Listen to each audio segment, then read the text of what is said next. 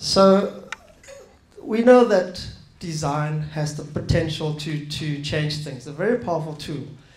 And really, I don't have any pearl wisdom to share. All I'm here sharing is about our work and our pursuit for this, to look into the potential of design. The two main preoccupation we have is to try and turn a negative situation into a positive outcome. And the secondly is to use design to try and find use minimum resources and have a maximum outcome. And this is quite relevant in South African context and the project that we're involved with. So design for small spaces, like it's not every architect's aspiration to design small spaces, not economical, but the thing is, it's relevant. So we've been doing a lot of research with small spaces. And I think part of it is also because that my root is from Taiwan, Asia, where overpopulation, space is a premium.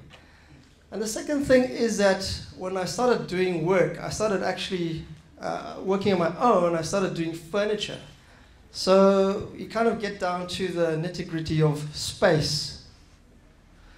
So as Luyanda says, I was known as the bad guy for a while.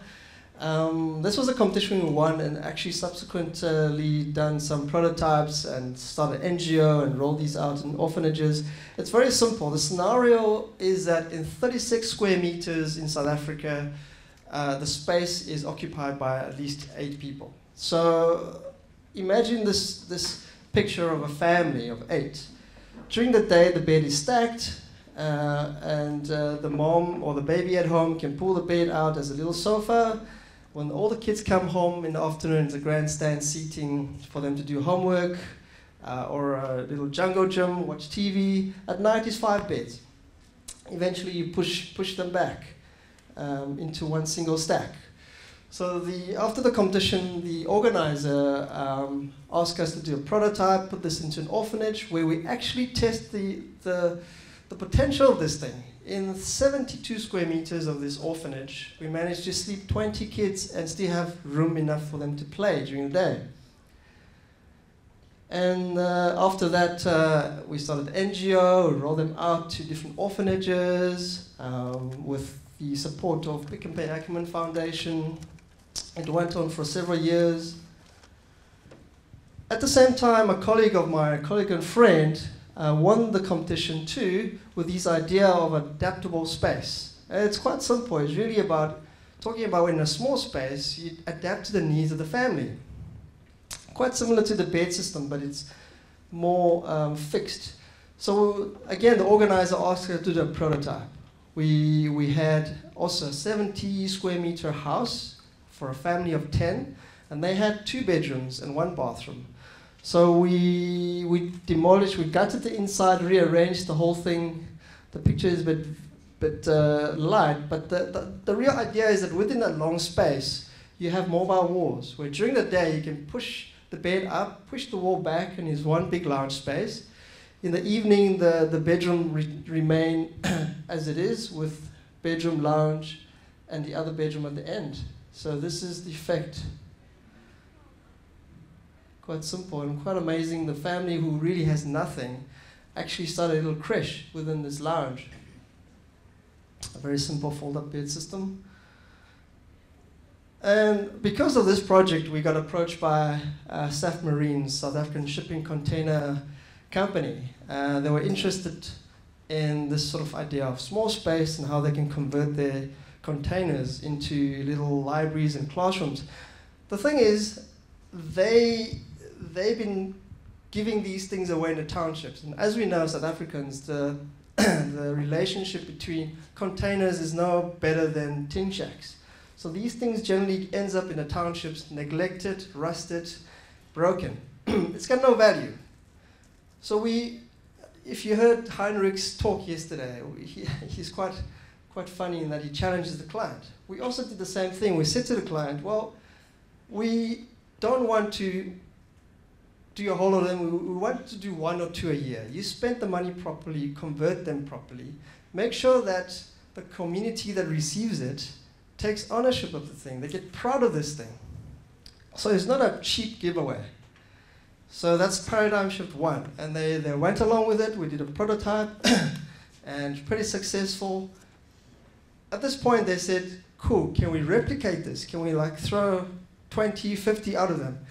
And we threw another little span in the work. We said, actually, no. We would like to do quite a few of them because each site, each brief is different. A classroom is different to a sports center. So it's completely different. And you know, you can't also, as architects, you know, we can't orientate, you can't drop anything and hope that the orientation, all these issues will work out by itself, especially when you're dealing with containers. So we said, can we work on a range of these things where we explore the typology of these things using containers? The first typology is a sports center or sport club. The second typology is a classroom. The third typology we expanded into 2 containers that houses a bigger classroom for bigger kids. And then the third typology became the community center.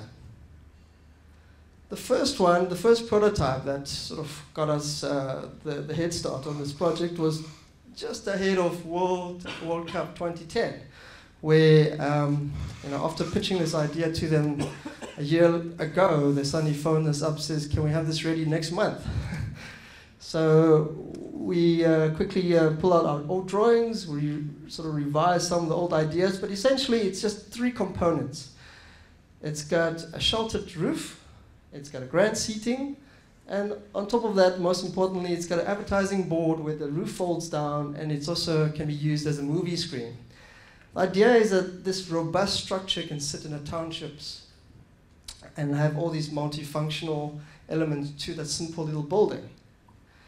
And of course, we were quite careful about the environmental factors. The roof itself is a heat buffer, and same as the roof, the screen at the back. This particular project is insulated because we want to make sure that as the first prototype, it's ideal. And the function is, as I said, quite simple. It's sort of 3 elements. Potentially movie viewing, advertising board to sustain the little center, coach office and change rooms, and the playing field. But what's quite important is obviously this grandstand seating, where that's where all the social interaction happens, where the kids gather and meet. The first site that the client picked is in Piketberg. It's an hour out of Cape Town. Ironically, this advertising board didn't come into play simply because it's rural, and the only animals, only cows benefit from this screen at the back.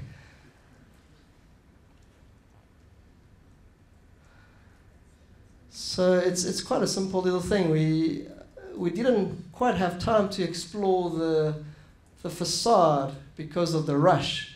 You'll see in the second project. But the community embraced it. They have their weekend coaching there. I was even told they have their 21st parties there. There's quite a lot of event happens on that little sports center. The second one is a collaboration between South Marine and Woolworth, where they have an annual competition called Making a Difference Through Design.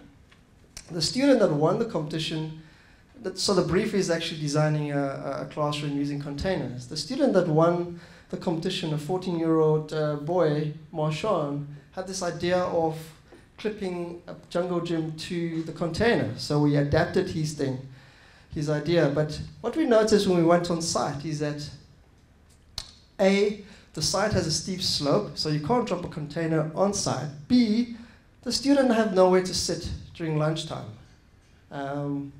So what we propose is actually making use of the slope. We proposed, in addition to the brief, a little amphitheater where they can sit and gather, a little classroom where they learn. There's also got a library inside, and the play area with Marshawn's idea. And Woolworth also extended their contribution by putting together a vegetable garden. Again, we're also quite careful in examining and testing the environmental factors. In this one, we took a chance. We said to the client, can we hold the insulation walls? We want to experiment and see what will it be like without insulation walls if we put all these little factors into play. Deep eave, trees at the back. And we spend the money on making sure that there's ample ventilation, cross ventilations with these little window details.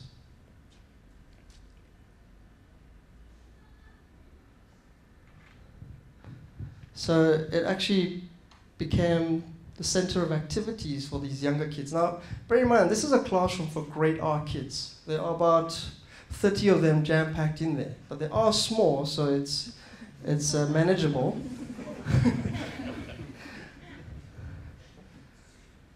But what's even more amazing is that they use this as a library in the afternoon. So of all the classrooms within this small school, this became a popular spot.